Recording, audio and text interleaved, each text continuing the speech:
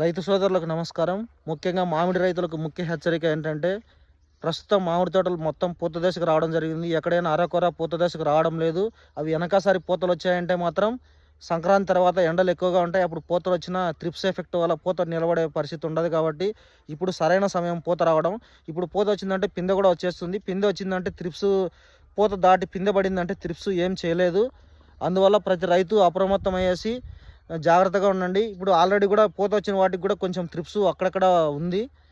ఎక్కువ ఉధృతి ఉందంటే కొంచెం జాగ్రత్తగా ఉండండి, గమనించండి, అప్రమత్తంగా ఉండండి. అది వచ్చినప్పుడు వెంటనే గుర్తించి, అది మీరు ఎలా గుర్తించాలంటే కంటికి కనిపించదు కాబట్టి ఒక స్మార్ట్ ఫోన్ కానీ ఒక వైట్ పేపర్ కానీ తీసుకొని ఆ స్మార్ట్ ఫోన్ మీరు లైటింగ్ ఆఫ్ చేసి అట్లా ఇదిలిచ్చినప్పుడు మనకు త్రిప్స్ అనేది కంటికి కనిపిస్తుంది. అప్పుడు ఎక్కువ ఉందని మనం గమనించినప్పుడు ఈ పూతను మనం మొబైల్ మీద ఇదిలిచ్చినప్పుడు త్రిప్స్ కనిపిస్తుంది మనకు. అప్పుడు మనకు ఎక్కువ ఉందని గమనించి వెంటనే మనం మంచి మందులు మార్కెట్లో అందుబాటులో ఉన్నాయి.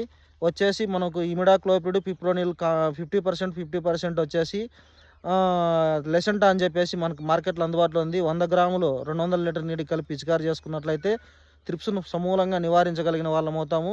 త్రిప్స్ వల్ల వచ్చేటువంటి ప్రమాదాన్ని మనం వెంటనే నివారించినట్లయితే దిగుబడుల మీద ఎటువంటి ప్రభావం చూపించకుండా వచ్చిన పూత వచ్చినట్టే పిందబడి మంచి దిగుబడులు వచ్చి రైతు మంచిగా ఆదాయం వచ్చే అవకాశం ఉంది. కాబట్టి ప్రతి మామిడి రైతుకు తెలియజేయండి, ఈ యొక్క ప్రమాదాన్ని ఎదుర్కోండి అని తెలియజేస్తూ, ఈ కంటెంట్ మీకు నచ్చినట్లయితే ప్రతి రైతుకు షేర్ చేయండి, లైక్ చేయండి.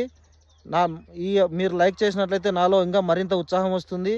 మంచి కంటెంట్ ఇంకా మంచి విషయాలు మీ ముందుకు తీసుకురాగలుగుతానని తెలియజేస్తూ ధన్యవాదాలు తెలియజేస్తున్నాను. Thank you.